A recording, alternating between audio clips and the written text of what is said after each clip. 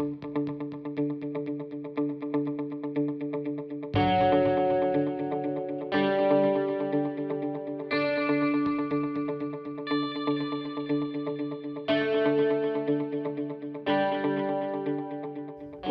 back to the Whiskey Hideaway, guys. I am Steve, your host, as usual, and today we have a visitor here. This is Vicky Rowe, and Vicky is a connoisseur of meads.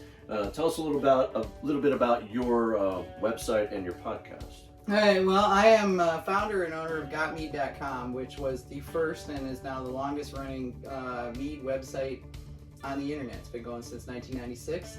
And it got started because an accident, actually. I started researching mead back in the 80s and wanting to learn how to make it, and started saving up all of my research and just putting it on a little website that I was building. And other people started finding it, sending me questions. And next thing I knew, I was like a name in mead. Oh yeah, you're that chick with the mead website, you know. So yeah, it just kind of didn't start out that way, but that's how it ended up. And so it's been going now since '96, so going on 30 years. Wow. Yeah, I know, right? It's like probably one of the oldest websites on the internet still in existence. Oh my gosh. Yeah, and it's just been a lot of fun because along the way I helped found the American Mead Makers Association, the industry association for mead. I was one of the founders of what is now the largest mead competition in the world, the Mazer Cup. Wow. Yeah, and that used to be held in Colorado. Now it moves around a little. It was in Kansas City this year, actually. Wish I could have gone, but I was judging at another competition in Minnesota, so I couldn't get to it. It couldn't be two places at once. And I visited meaderies all over the world. And I've been one of the people that kind of tracks the industry. I'm sort of the Barbara Walters of the mead industry in a way. You know? So for those of you that might be not old enough, she was a news lady. Hello, I'm Baba Wawa. Baba Wawa, yeah. Right. And so I report on it. I promote it. I have a podcast called Got Mead Live. It's been going for about 7 years now. And we talk to people who make mead at home, people who make mead professionally. I've talked to people all over the world, from Australia to Europe to Asia, Canada, South America. You know, it's really fun. The hour setting those up is kind of hard sometimes because we're on the phone and it's like tomorrow plus 3 hours or whatever for them. You know. Wow. Yeah. It can be a little complicated, but I've had the opportunity to go to the European Mead Makers Conference. I was able to speak there. They asked me to speak there, and that was really cool. Mm-hmm. Got to spend a week in Poland. Wow. Which is actually, mead is the national drink in Poland. So that's pretty cool. Yeah, they make some really good stuff there. I'll have to bring some over next time I see it. But it's just a lot of fun, you know, and you get to watch this industry grow. There's hardly any meaderies at all, and hardly anybody knew about mead. Just like the sort of West Coast Ren fairs would have it and stuff like that. Right. You really didn't hear much about it. Yeah. Now there are over, I think it's probably coming on 700 meaderies in the United States. Well, there's a whole different process to that. Completely. Yeah, and I know one of our old brewmasters here in town. I'd asked him one day if he was ever going to, consider making it's a different mead, license, and he was like, "Yeah, I can't do that." Yeah. And but you can. It's just a different set of licensing because my friend up in Warrington does that. Oh. Yeah. Okay. I don't know if he's doing both on the same site or not. And it varies from state to state what you can do. In Michigan, it's a paint a line on the floor, and this side is the brewery, and this side is the meadery. And it was kind of wild when I figured that one out. In other states, you can't do it at all. You have to completely separate buildings or rooms or something. It just depends.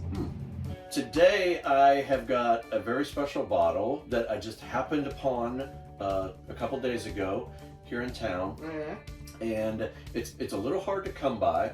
But it's not that pricey if you can actually find it. Okay. And that bottle is Elmer T Lee. Okay. It's a single barrel sour mash, Kentucky straight bourbon. This is done out of Buffalo Trace Distillery. And we've got a little information on here. The age statement on this is a little vague. It can be anywhere between 8 to 14 years. And the mash bill on this also is a high rye. It's their Buffalo Trace number 2 mash bill, 15% rye.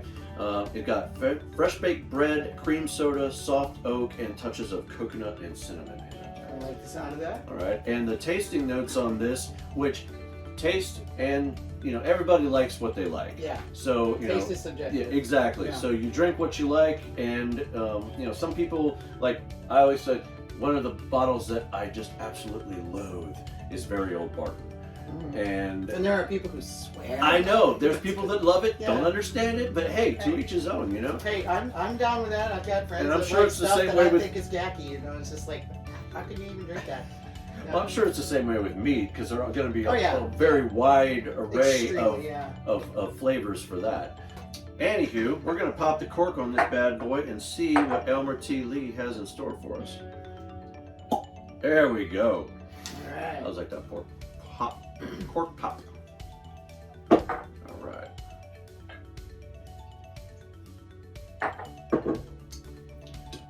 Now, one thing outside of just smelling it, Vanilla and vanilla and honey, yeah. little oakiness on the back end. Yeah. Very light though, Yeah. almost floral. Yeah, it is. I mean, it's your standard bourbon notes. Yeah. There's nothing over the top on this. little caramel. It says that it was a high rye mash bill on this, but I'm not getting a whole lot of peppery notes or anything like that. Not really. Just a touch, maybe. Mm-hmm.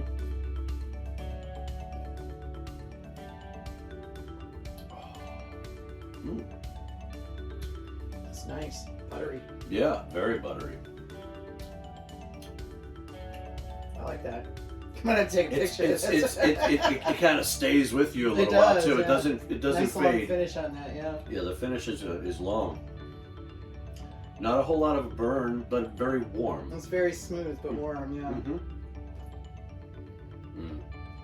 Everybody was like, "You're gonna open this now?" There's some people that like they get this and they'll like save it until they can get another one, so they have a backup. And I'm like, I have been known to do that with certain meads. Yeah. It's like, okay, buy one to drink and one to stash. right, Yeah. yeah, And that's why I've got 700 bottles of it in my basement now. And that gets a little out of hand if you're not careful. For me, I'm not a collector. I'm a drinker. Well, I'm a drinker too, but Yeah. I find the goods, and a lot of the good stuff, unlike some of the whiskeys, where they say, okay, this is a good one and we keep making it and so forth. You'll get a lot of meads that are one-offs, and they're never to be seen again. Oh, Yeah, okay, so they do them as a seasonal or a one-off or what So have you you. get a couple bottles of that. Right, yeah, Save you it. want to get extra because then it may never happen again. Right. So and meaderies they've got their basics, they've got their standards, stuff that they almost always have. Some of them also have seasonal things that only come out in the fall or the spring or whatever. But there's some of them that they do is because they were able to lay their hands on a barrel of such and so varietal honey, because there's like over 250 varieties of honey just in the United States. Wow. Yeah. So, and it's really cool because the bees, they get the pollen from the plants, right? Mm-hmm. Okay, so if they all go to an orange grove, Florida, Oh yeah. California, then you're getting orange blossom honey. Yeah. So there's Tupelo. One of the meads we've got today is Tupelo honey. Tupelo is only available in, I think it's southern Alabama, western Florida Panhandle, and a little bit of Louisiana. Very short season, small collection of trees, and the stuff is rare as hen's teeth and very expensive. So you don't see a ton of Tupelo professional meads because there's a quantity limitation there. Gotcha. Yeah, as opposed to regular old wildflower, which is what you find in the stores. It's just whatever the bees could find. Right. I know Old Raleigh Distillery. Mm-hmm. They I was actually looking at their website yesterday because there was something on there that I wanted to get. they had to release one of their honey ones. Their honey ones. That was the one I was looking at. It was the so honey good. cascade. Yeah, because my buddy Malin I'm gonna have brought to a get bottle some of of that that, up here. yeah. He also brought another bottle, which I didn't get on film, but he brought a bottle. It was strawberry bubblegum flavor whiskey. And as odd as that sounds, Strawberry, okay, bubblegum. I'm not sure about that. Well, you know that flavor of the Big League Chew bubblegum, and how it's very metallic, kind of tasting in the back of your mouth when you take it out of the pouch. Yep. That's what it tasted like. Oh, And as weird as it sounds, it was really, really good. well, they're having fun. They're having fun with the whiskeys and bourbons. with doing unusual things. Because it used to be it was just like this one process, and really depending on how long you aged it, what sort of barrels you put it in, Right. things like that, and their particular mash recipe, which was peculiar to each of the distilleries. And now you're starting to see kind of like what the breweries are doing, and meaderies have always done, is getting a little wacky with the ingredients. You know, having fun with flavors. Mm-hmm. And the ocean, when we were talking about earlier with the oceans, you know, I mean, who sticks whiskey on a ship and drives it around for a couple of years and then puts it in bottles? And it's like, these guys do, obviously, and it's very good. You know? Well, okay. Now we know why it costs so much, too. Correct, yeah. the fuel's not cheap. Exactly. But yeah, I mean, I've been enjoying finding stuff like that. That's why I love seeing like what some of the Scotch folks, because I drink more Scotch than I do whiskey normally. My husband's a bourbon man. Okay, so we've tried the Elmer T Lee, and now what I normally would do is do one more little sip of this, only smoke it, and see if that brings out any other flavors. Mm-hmm. Are you interested in doing that at all? Yeah, I Okay. love smoking. We'll do just a little sip and smoke that. And since we've already got... There we go. Good thing I don't live too far away. All right, so we've got, I'm going to let you choose. Which one do you think we should do? Pecan, cherry, or apple? With this one, pecan. All right. I think that's a good choice for this one. Pecan's going to complement really well with the caramel and that vanilla. It's going to go really good with that. Pecan it shall be.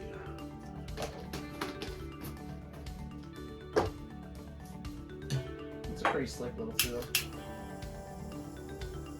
I love it.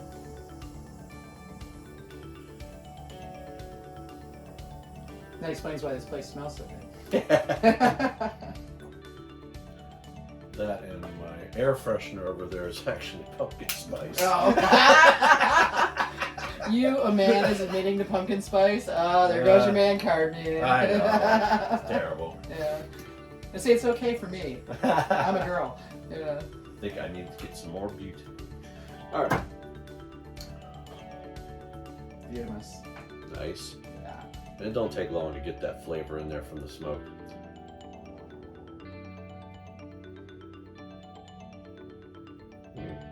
Cheers. Okay. Or as my Polish friends say, no zdrowie. Oh, that's... That works. Yeah. Woo! That just brought it up a notch right Totally, there. yeah. I would say this needs to always... In fact, Yeah. I would stick a couple pieces of pecan with that. Seriously. Yeah, get I mean, some... you could get oak some it with pecan. The spirals. Yeah. Yeah, Get the spirals well, and put it in there. actually, Got some? I've got an infuser right here. Nice. So I think I'll go ahead and I'll do you something should do like that, that. yeah, because this and Yep. pecan go together really well. And if they I'll don't do pick it with a up on little bit of this. I Yeah. don't want to put the whole bottle in No, there, no, obviously. no. But yeah, that's a great idea. I haven't done any Mhm. infusion tests in a while. Well, there you go. All right, cool. I'm a big fan of the Flavor Bible. It's actually, I recommend it to everybody who is working with, well, I mean, there's a lot of foodies in Yeah. the, you know, in the mead crowd as well as in the, you know, the overall booze crowd. You know, we like our food, we like flavors, we like taste. Right. And the Flavor Bible is awesome. I mean, it's just like this thick book, big, thick book. And it's all about how flavors go together. What flavors go with what other, and there's stuff in there you go, oh, duh. You know, when you see it, you think, oh my God, you know, and you don't really, you know, think about it until they point it out, and then you're like, wow, yeah, that makes so much sense. Well, there's been a couple different things that I've seen, at least recently. Like one of the things that Yeah, this definitely needs some pecan in it. one of the things that food-wise that I pair up that people are just like, oh no, that doesn't sound good to me at all. Mm-hmm. Is I love peanut butter and pickle sandwiches. Yeah. I mean, So sweet too and salty. Sweet and salty, It yeah. goes together. They do. And the other thing was, and I just saw this on TikTok this morning, and this was a little bit odd, but thinking about it, you know, ice cream float, they were doing, they were taking a glass of ice, pouring it half full with milk, Mm-hmm. and pouring Pepsi over top of that. Oh yeah, no, That makes- yeah, oh no. And that's- everybody's like, this is crazy, but Coke it makes floats. sense. I Yeah, grew up with floats Coke is the floats. exact same thing. Same yeah. thing. I mean, I don't touch Pepsi, but No. you know, I'm a Coke person, and Yeah. I lived in Atlanta for 6 years, so Coca-Cola is everything's Coca-Cola. Yeah. Orange Coke, Sprite Coke, they're all Coke, as far as they're concerned. Seriously. Yeah. I don't drink soda, so yeah, I don't really drink much soda either. I will occasionally use it in a mixed drink, but I used to be all the time. I was a Diet Coke addict in college. The only thing that got me through college, I had to stay awake, and I didn't like coffee. Oh, yeah. Yeah. I like cappuccino and espresso, but I don't really drink just black coffee. I tried very hard to like coffee. I just don't like it. I love the smell, I hate the taste. It doesn't work for me. This needs pecan. Yes. Yeah. Because that made it, I mean, it's It good. totally changed it, yeah. But it made it so much better. Mm-hmm. All It's right. a nice whiskey, but yeah, they'd be remiss if they didn't take and roll that into some, onto some pecan staves or something. All right, so Elmer T Lee, you're in the bag. All right. And don't forget the pecan wood. Yes, exactly. All right. It's mead time. Yes, it is. Where's is this? Oh, no, this is okay. Yeah. Let's move this over here. Okay. So we got some clean glasses All here. right, so they're gonna go left to right here. All right. Tell us a little bit about this one. Okay, so this is a commercial mead. This is from St. Ambrose Meadery, and they are in Beulah, Michigan. So the northwestern part of Michigan, actually about 20 minutes from where I grew up. And this is what we call a traditional mead. That is to say, honey, water, yeast. There are no extra flavors. There are no fruits, veggies, spices, or anything like that in here. Okay. But Tupelo honey is what's known as varietal honey. So that is to say that the majority of the pollen that the bees use to make the honey comes from a particular plant. And there's over 250 varieties of honey in this country, from orange blossom honey, which if you haven't had it is pretty amazing. And you can get Florida, California, Mexican, and they're all completely different.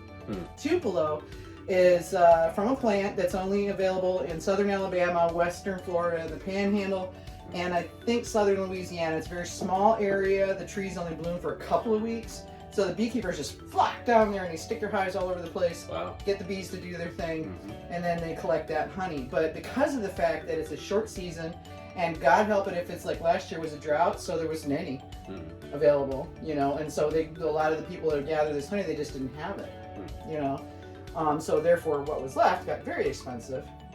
And this guy has, last I checked, over 5,000 hives.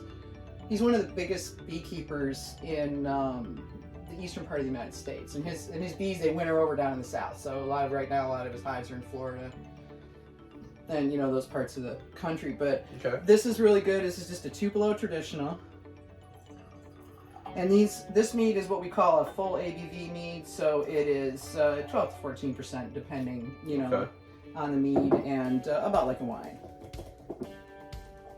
Tupelo has a very distinctive flavor and nose. Once you've smelled it, you recognize it forevermore. Oh yeah. And I should have brought some that was meadow foam, because meadow foam's a honey that smells and tastes like marshmallow fluff. Yeah, he does an exceedingly good job with this. This guy is. Oh wow, that is super sweet honey. Yeah. Wow. And the mead itself is not high on the sweetness scale. I mean, it's a little above medium sweet, but you'll tend to find, even though mead can be made as dry as anything you've ever had, all the way up to tooth-numbingly sweet, the market, because the meaderies, of course, have to make what sells. If they try making just what they like, it doesn't always work out so well. But if they make what sells, people like something with a little sweetness in it. Wow. This reminds me of like a watered down Japanese whiskey. A little bit, yeah. Oh, wait till we get to the bourbon barrel aged stuff.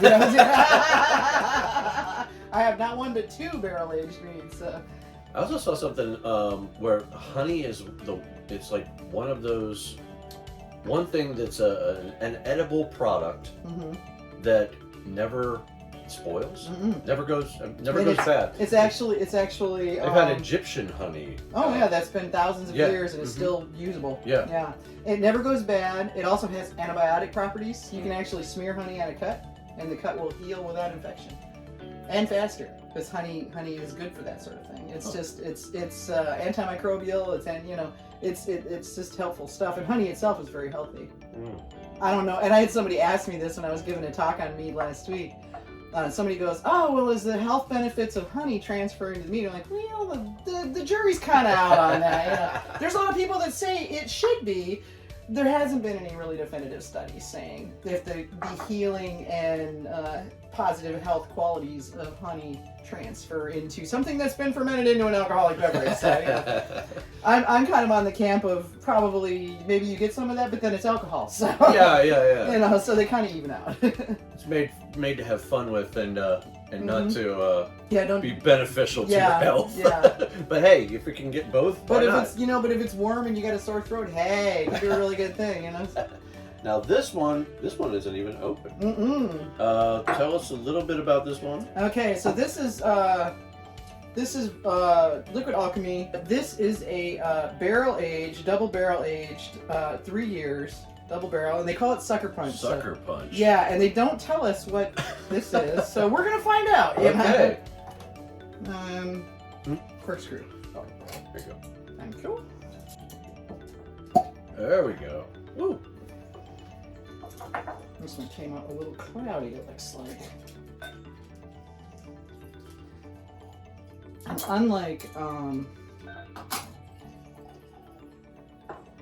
unlike whiskeys in that, you know, because we're dealing with a shorter or a smaller ABV on these, some meads don't survive a long time, so they are not necessarily ageable. That's something that people don't really reckon with. Not all wines are either, for that matter. Right. But it depends on how it's constructed. Depends on the intent. I've had some that were like straight up fruit meads, which did I bring a bottle? Yeah, I brought this one here. Okay. But some of them just are not. They're intended to be drunk early. Well, with meads, I mean, since it is more along the lines of it's more like a wine. More like a wine than a beer, but somewhere in between.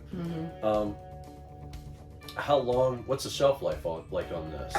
If you kept the cork in it, how on long this, would okay, this so last? I have had this made for several years. Oh, okay. Yeah, I've got meads in my stash that I've had for 20 years. Oh. Not all of them make it. Like I brought back a bunch when I went to England back in 2002, and brought back. I collected mead all over the country and brought a couple cases back with me. About half of them didn't survive more than 10 years. You know. Now, and you store these like just in a cool, dry place, like in your basement. My basement stays at like 68 degrees year round. Okay, so you don't want to refrigerate these. Not long term, no. I mean, once they're open, it's a good idea. Oh, okay. You know, because then of course you're getting into it's open. Right. You know, and because the alcohol content isn't like liquor where it evaporates. Well, it doesn't evaporate. It just tends to go off after a while. Well, if I got one of these and I leave my whiskey in it overnight, like I fall asleep and I didn't drink it all, I come back in the morning and it's halfway down, all the alcohol is evaporated and it's just this goop. Yeah, see these won't do that. Okay. Not that much alcohol in it. Gotcha. Yeah, but this one's actually really nice. This is double barrel aged and actually didn't come out as oaky as a lot of them can. And this is, depends on how they age it. Different. I get kind of a sour apple note on just that. a little bit, yeah. And in the nose, there's just a little bit of papery, so it's just a that must tiny be the whole bit. sucker There's a punch. there's some tartness in there. There's a tiny bit of oxidation, and that does happen with some meads, especially when you got natural corks, because there's osmosis that air goes through it slowly, but it does. Right. And but this one's held up pretty well. On to the next one. This was a very interesting bottle. Oh yeah, okay. Tell me a little bit about the Old Timer. Okay, so this is from Lost Cause Meadery in San Diego, California.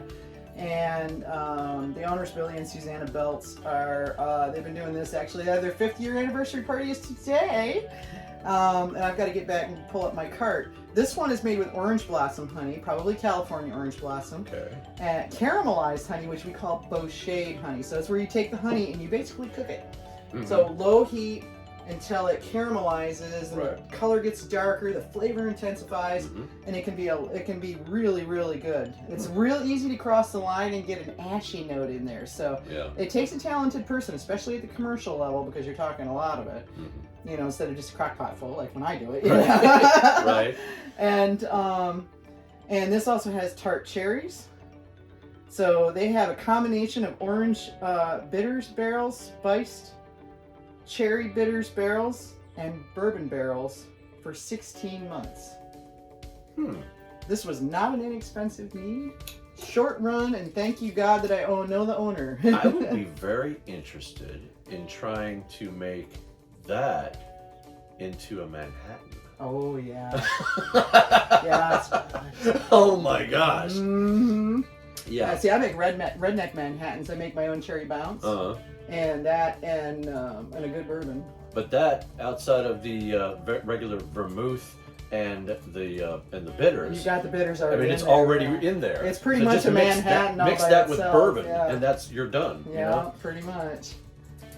Now these guys make. I've actually got about $300 in their meat in my cart right now that I gotta get. Woo, nice pop. Yeah, they have a new release this weekend. One that's a collection of barrel aged meads, and they've got it as a 4-pack bottles like this.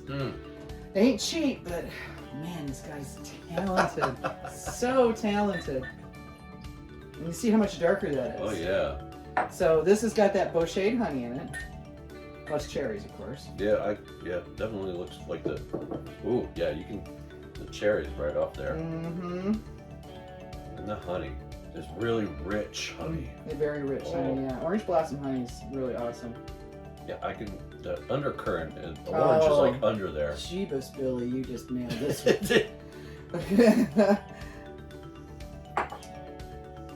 Oh Consider my yourself Lord. privileged. I can only afford one bottle of this. Wow. Wow. Yeah, this stuff is a very talented mead maker. Yeah. This guy knows his stuff. Wow. Yeah. This is amazing. So you get the bitters. A lot more orange on the palate than it is on the nose. Yeah. Well, the orange blossom honey is well integrated, and you've got the bitters barrels in there, so you're getting that edge. I feel like I'm getting a toothache. Just. I know, right? This is a sweet mead. Yeah. A lot of what Billy, this is what their customers want. This is what people like. But this guy does a great job, and this is the thing. It's real easy to edge into cloying. So if it's not balanced properly, then you get a cloying too sweet mead that doesn't have any balance to it. This has that balance because the bitters barrels, and the different things that they're doing here bring that balance, the tannins and everything that you need to make it really come out. And even though it's sweet, you're like, dang, I want more of that, But you can actually, so a lot of these meads, just so y'all know. Can you order this yes, through their website? you can. Okay. They work with a company called Vino Shipper that ships to most states, and North Carolina particularly. All right. Yeah. But there's like 20, 30, 35 or 36 states that they ship to or something. Okay. And they're always trying to add new ones, so. But yeah, this is really cool because a lot of meaderies in the country do use Vino Shippers. So every mead that we've had so far, you can order and get shipped here to North Carolina. Actually, that first one, St. Ambrose, they distribute here. Okay. Yeah, so you can find those in the bottle shops. Very nice. Yeah. All right. So this was freaking amazing. Let's move on to the next mead in the line. I know you guys are like, wait a minute, this is the Whiskey Hideaway. No, today it's the Mead Hideaway, all right? Yeah. So I'll put a little thing over top of the Whiskey Hideaway sign that says Mead Hideaway. Yeah. All right. All right. Next up is Viking Alchemist. This is the one. Yeah, these are the ones that are in Georgia. They're in Marietta, Georgia. Okay.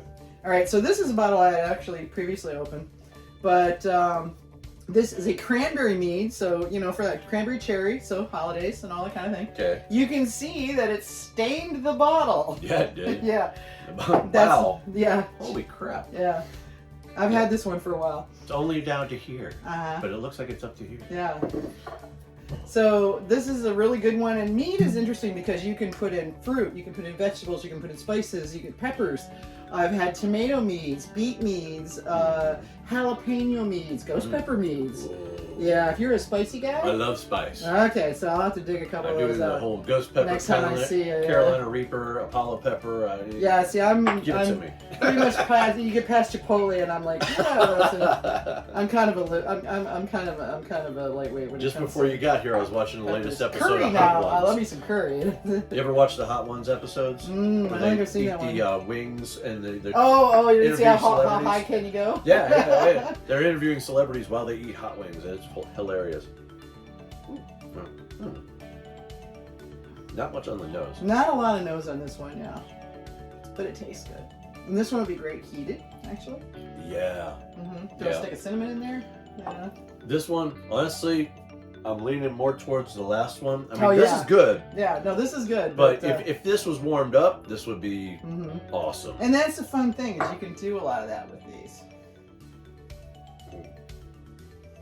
So they took cranberry, which is very tart. Yeah. Cherries, which are very sweet. Right. Put them together, and I think it worked out pretty well. You know, you don't get, the honey doesn't stand out. This has not got a big varietal honey stand out. With that, that's okay. You know, I mean, there's nothing wrong with wildflower honey. It's a great honey, and it's different everywhere you go because it's different wildflowers. So it's whatever the bees find. But the fun part of making a mead is the kind of flavor profiles you can put together that will bring you something unique and interesting. You know, and these guys did a good job with this. It's very well balanced. It is, yeah. I'm not a huge cranberry fan, but it's good. It's not overly tart like you're drinking They're ocean like spray pucker or your something. face up. Yeah, I know. I'm not a huge cranberry nut either. I don't. On Thanksgiving, I don't go for the cranberry sauce. No. Yeah. I make a cranberry salad or a cranberry. I don't know. It's not salad per se, but it's a cranberry dessert that's really good with walnuts and all sorts of stuff in it. Yeah, I think I've had one of those before. All right, got one more mead, and this is one that she hasn't even tried. But I know the meadery. Yeah, and the owner. Yeah. She know what I know most of the meaderies and the owners. I just haven't had all their meads because some of them make as many as 30, 40 meads, and you can only collect so many. Yeah. There's not enough money to go around. But last night, I'm a local DJ, if you guys hadn't heard, but I was DJing down at a place called the Three Lions Pub here in Lewisburg, North Carolina, and the owner, Jason, down there, gladly gave me, knowing that you were going to be on the show today, he said, "Hey, dude, you've got to see what she thinks about this." So I was like, "Okay, here you go." I don't have to meet this guy. Right. So this is, let's see, Cherry Revival. Crafted artisan meadery, mead with cherries and almonds added. You can't go wrong with cherries and almonds. A story untold, born and evolving from the ashes of revival. So basically the phoenix here on the front. Okay. He has fun with his labels. Okay, awesome. All right, well let's. This is from the guy who makes the Banana Foster mead that will absolutely blow you away. Get that open there. All right.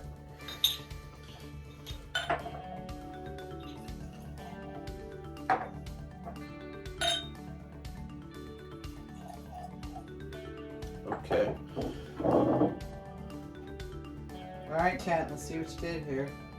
Whew.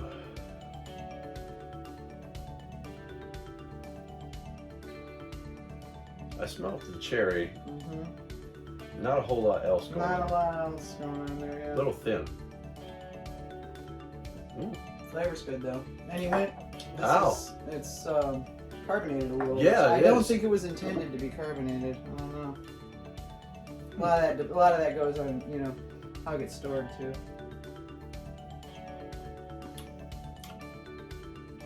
Nice. I would have brought the almond up in this a little bit more. Cherry almond together, it's an amazing flavor profile. I would have brought the almond up in this a little bit more. Kind of reminds me of a sour beer. I love sour beers. That's every time I go to Norse, that's what I'm drinking is their sours. I've had a few. Not a huge fan. Some of them are just way too sour. Sometimes, yeah. If they were like this, I could handle it. Yeah, my husband's a port and stout guy. I am too. Porter and stout guy. Reds, browns, stouts, porters, the whole thing. Belgians, sours, funkies. I have weird beer tastes. If it's German, my beer geek friends give me all kinds of crap. So, but no, I think he did a good job with this. But yeah, I'm gonna have to give him a little crap about not bringing his almond up. Well, awesome. I'm glad at least that I could surprise you with one that you I haven't haven't had yet. Yeah, it was so funny because I almost grabbed another bottle of his stuff that I had bought a case of because it was that good. So, and he was like, "Yeah, when this is gone, it's gone." All right, send me a case of it. Thank God for industry discounts. Well, I think we've had enough alcohol for today. Hey, it's Saturday. We're getting started. Okay.